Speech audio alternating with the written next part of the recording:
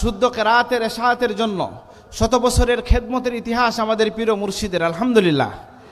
এবং আমরা এটা দাবি করি যে যদি হযরত সাহেব কিবলার কোন কারামত বলতে হয় তাহলে আমরা বলবো লাখো মানুষের মুখে উনি শুদ্ধ কোরআন তুলে দিয়েছেন, এটা তার সবচেয়ে বড় কারামত, আলহামদুলিল্লাহ। এবং এই যে আজকে আমাদের সম্পাদক মহোদয় যে ইশারা করলেন, তার শিক্ষা আন্দোলনের, ইসলামী শিক্ষা রক্ষার যে ত্যাগ এবং কোরবানির ইতিহাস, সেটা কখন থেকে শুরু হয়েছে? তার জীবনের উষালগ্নে তিনি আসামের মাদ্রাসা শিক্ষা বোর্ড, যেটা এখন এসে বিজেপি সরকার বন্ধ করেছে, কিন্তু সেই সময়ে এইরকম একটা উদ্যোগ নেওয়া হয়েছিল।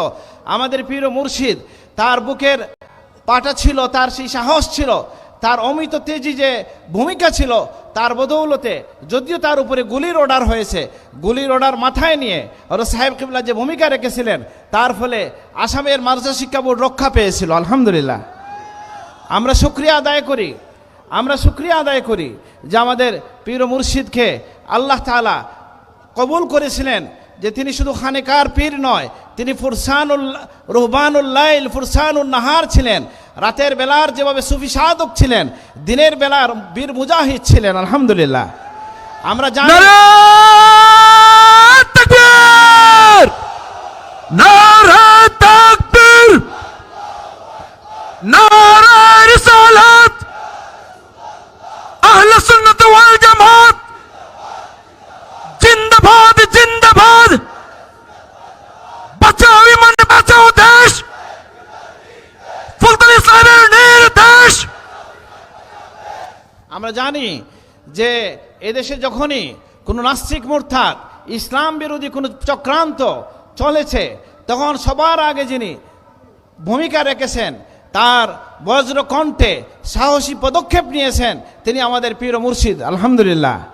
আমরা সময় নষ্ট করতে চাই না, যে আপনারা জানেন সেই তাসলিমা বিরোধী আন্দোলন বলি এবং এর ধারাবাহিকতায় পরবর্তীতেও তার প্রতিষ্ঠিত সংগঠনগুলো, তালামিজি ইসলামী, আঞ্জুমানে আল ইসলাহ সহ তারা যে ভূমিকা রেখেছে, আমরা এগুলা গৌরবের জন্য বলছি না, আমরা আল্লাহর শুকরিয়া আদায় করছি, আলহামদুলিল্লাহ।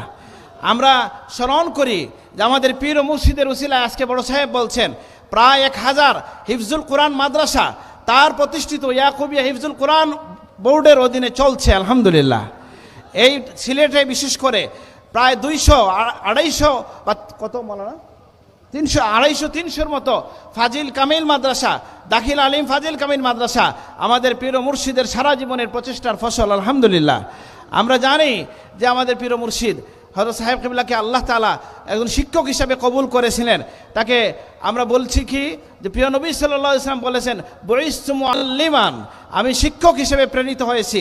তিনি তার জীবনের শেষ দিন পর্যন্ত কোরআনের তালিমে, হাদিসের দর্শের মধ্যে ব্যয় করেছেন। আমরা দোয়া করি আল্লাহ যেন তাকে জাযা নসিব করেন, আমিন। আমরা গৌরবের জন্য বলছি না, যেটা ইশারা করা হলো এখানে, যে সারা পৃথিবীতে, ইউরোপ আমেরিকায় তার যে খিদমত, দারুল হাদিস লতিফিয়া বেথনাল গ্রিনে যেটা আছে, সাকিবুল্লাহ নিজে বলছেন, আমি শুনেছি যে এই প্রতিষ্ঠান, যখন আমি ব্রিটেনে গেছি আমি দেখেছি যে কোনো প্রতিষ্ঠান নাই।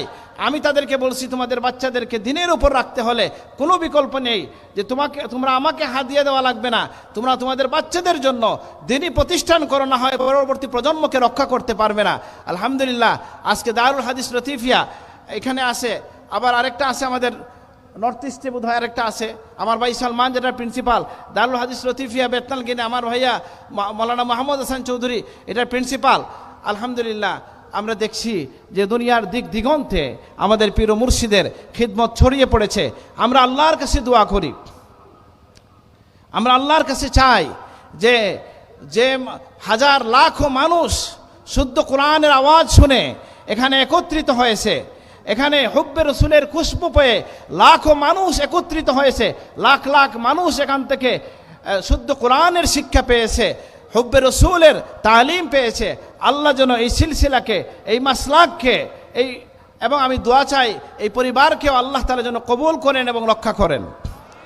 আমাদের হাতে আমাদের পীর মুর্শিদ যে পতাকা দিয়ে গেছেন, হুব্বে রসুলের পতাকা দিয়েছেন, শুদ্ধ কোরআনের পতাকা দিয়েছেন, আমাদের নালায়েকির কারণে যেন আল্লাহর পক্ষ থেকে আমরা কোনো পরীক্ষায় না পড়ে যাই, আল্লাহর কাছে আমরা চাই এবং আপনাদের কাছে দোয়া চাই সাহেব কিবলার এই রেখে যাওয়া খেদমতগুলো তার রুহানি জিসমানি সন্তানরা যেন সঠিকভাবে রক্ষা করতে পারে, পরিচালনা করতে পারে। আল্লাহ তৌফিক দান করুন।